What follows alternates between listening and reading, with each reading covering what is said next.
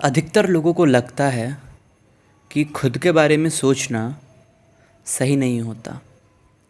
परंतु जैसे ही आप अध्यात्म के ज़िंदगी में आएंगे, आप अध्यात्म को समझेंगे, आप अपने जीवन को समझेंगे, तो आपको पता चलेगा कि खुद के बारे में सोचना बहुत ज़्यादा ज़रूरी है।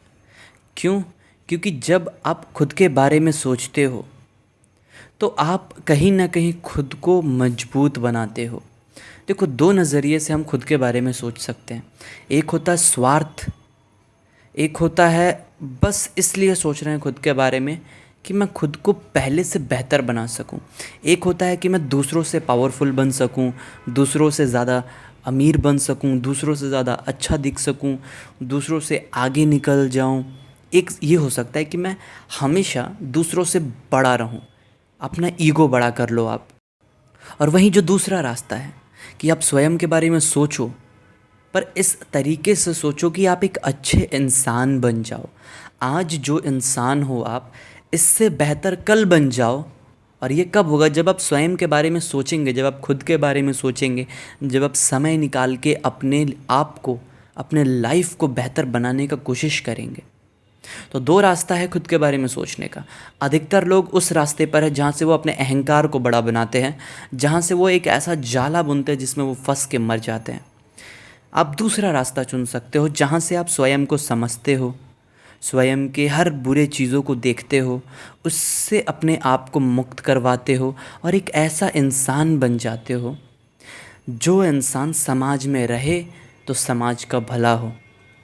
जिस इंसान के साथ लोग रहना चाहें, आपके साथ लोग रहे तो लोग सुरक्षित फील करें, आपके साथ लोग रहे तो उनके जीवन में एक सकारात्मक बदलाव आए। आप एक ऐसे इंसान बन जाओ। अभी आप अपने आप को देखो कि आप कैसे हो।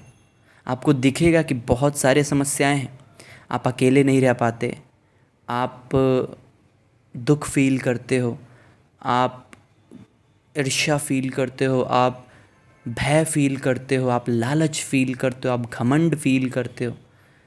तो ये तो सत्य है, ये सच्चाई है हर इंसान का। क्यों? क्योंकि हम पैदा ही इन सब चीज़ों के साथ होते हैं। पैदा हुए और हमारे ऊपर प्रभाव पड़ने लगा समाज का, लोगों की सोच का, लोगों के विचार का, हमारे आसपास लोग किस तरीके से बिहेव करते हैं, किस तरीके से जीते हैं, तो हम उन सब चीज़ों को लेते हुए बड़े होते हैं। और जब हम एक स्तर पे आते हैं जहाँ पे हम सोचना चालू करते हैं, तो उस स्तर पे 15, 16, 17, 18 के स्तर पे हमें ऐसी चीज़ें पता लगती हैं जहाँ से हम अपना डिसीज़न लेना चालू करते हैं, जहाँ से हम अपने ओपिनियंस बनाना चालू करते हैं। तो इस एज में आपको स्वयं के बारे में सोचना बहुत ज़रूरी है, ताकि आप स्वयं को मजबूत बना सको, मानसिक स्तर पे, शारीरिक स्तर पे और अध्यात्म के स्तर पे। आप अपने आप को पहले से बेहतर बना सको, आप अपने आप को ज्ञानी बना सको, आप अपने आप को मुक्त कर सको हर उस चीज़ से जो एक इंसान को मजबूर कर देता है कि वो दूसरों को लूटे। बहुत कोई किसी को लूटना नहीं चाहते, पर वो मजबूर हैं लूटने के लिए, क्योंकि वो छोटा मोटा किसी चीज़ को पाना चाहते हैं। तो लोग गलत काम करते हैं मजबूरी में आके।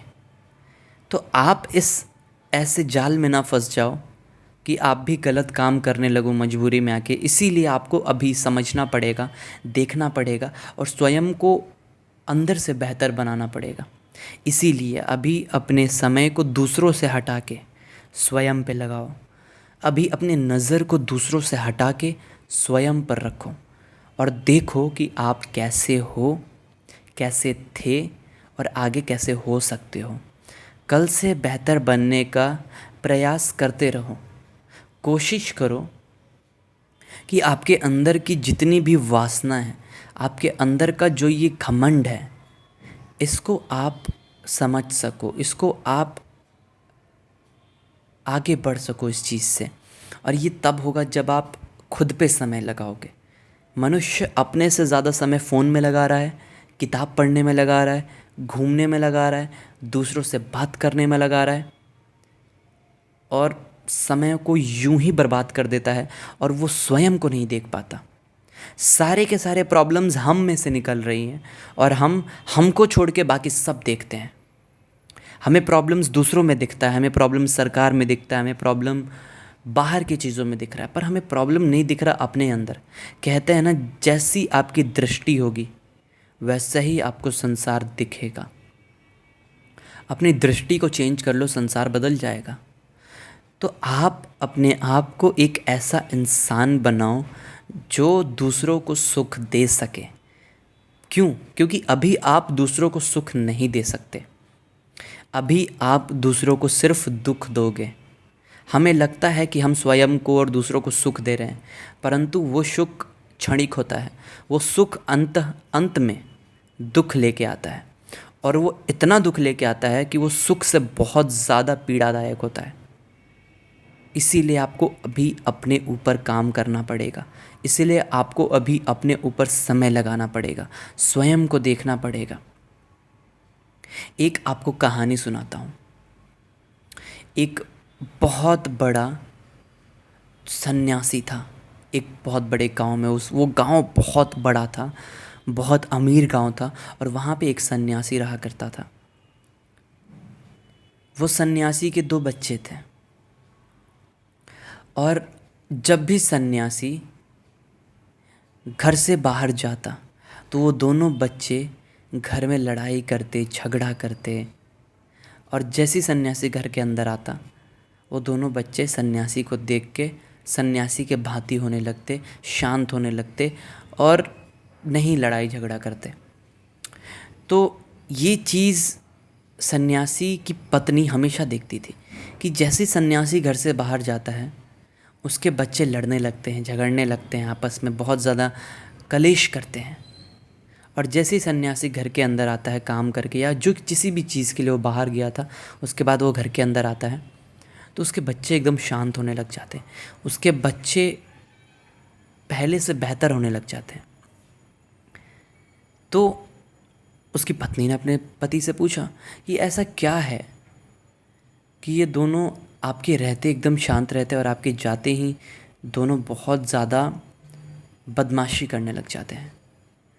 तो सन्यासी ने कहा कि प्रिय, हर इंसान का व्यक्तित्व बहुत चंचल है, इंसान अंदर से बंदर है। इंसान को अगर ना समझाया जाए, इंसान को अगर सही दिशा ना मिले, इंसान को अगर सही गुरु ना मिले, इंसान को अगर सही माहौल ना मिले, तो इंसान जानवर बनने के राह पे चल पड़ता है। अगर आपको कुछ जीवन में सिखाया ना जाए, अगर आपको इंसानियत ना सिखाई जाए, तो आप एक जानवर की तरह बिहेव करोगे। आप इंसान की तरह बिहेव इसलिए कर रहे हो क्योंकि आपको बचपन से सिखाया गया है। इसीलिए जब आप किसी गुरु के अंदर, किसी सन्यासी के साथ रहते हो, किसी एक ऐसे व्यक्तित्व के साथ रहते हो जो इंसानियत से भी थोड़ा ऊपर उठ चुका है, जो अपने भोग विलास से ऊपर उठ चुका है, जो अपने क्षुद्र वासनाओं से ऊपर उठ चुका है, उसके अगर सानिध्य में आप रहना चालू करते हो तो आपके ऊपर भी प्रभाव पड़ता है, थोड़ी देर के लिए पड़ता है। और जैसे ही आप उससे दूर जाओगे, हो सकता है आपका वो जानवरपन फिर से वापस आए, परंतु जैसे ही आप उसके सन्यासी के साथ फिर से रहना चालू करोगे, या ज्ञानी के साथ रहना चालू करोगे, या वैसे मित्रता में रहना चालू करोगे, तो आप अंदर से बदलना चालू हो जाओगे। और वही सेम चीज़ उन बच्चों के साथ हो रहा था। सन्यासी के साथ वो बच्चे शांत महसूस कर पा रहे थे खुद को, पर उसके जाते ही उन बच्चों का जो अंदर का असलियत है वो लौट आता है, वो जानवरपन लौट आता है। वो लड़ने लगते हैं, खेलने लगते हैं, कूदने लगते हैं, एक दूसरे को मारने लगते हैं, चीज़ें फेंकने लगते हैं। परंतु एक अच्छा मित्र, एक अच्छा माहौल मिले तो आप अपने आप को बेहतर बना सकते हो। तो सबसे पहला चीज़ जो समझना है वो ये है कि हमें स्वयं पे नज़र रखना है। दूसरों से नज़र हटाओ और स्वयं पे नज़र लाओ, और ये चीज़ समझो कि आपको स्वयं को बदलना है, और इस तरीके से बदलना है कि आप कल को अगर लोगों के बीच में आओ तो लोग आपको देख के प्रसन्न हो, ना कि आपको देख के वो छोटा फील करने लगे। लोग आपको देखना चाहें, आपसे बात करना चाहें, आप कुछ पाने के, कुछ खोने के, इन सब चीज़ों से ऊपर उठ जाओ। क्योंकि जब तक आप कुछ पाना चाहोगे तो फिर कुछ खोने का डर रहेगा। इसीलिए एक इंसान तब तक मुक्त नहीं हो सकता जब तक वो अपने वासनाओं से मुक्त ना हो जाए। ईर्ष्या, घमंड, लालच, प्रेम, नफ़रत, इन सब से आपको मुक्त होना पड़ेगा। तब जाके आप एक ऐसे इंसान बन पाओगे जिससे सबको फ़ायदा होगा। तो आशा करता हूँ आप स्वयं को बदलने का कोशिश करोगे। आप ये देख पाओगे कि आप हो क्या और आप कैसे कल से बेहतर बन सकते हो। बेहतर इसलिए बनना है ताकि आप दूसरों को सुख दे सको। बेहतर इसलिए नहीं बनना है कि आप स्वयं को सुख देने लग जाओ, क्योंकि याद रखना, आप स्वयं को कभी सुख दे नहीं सकते तब तक जब तक आप इस सुख और दुख से परे ना हो जाओ।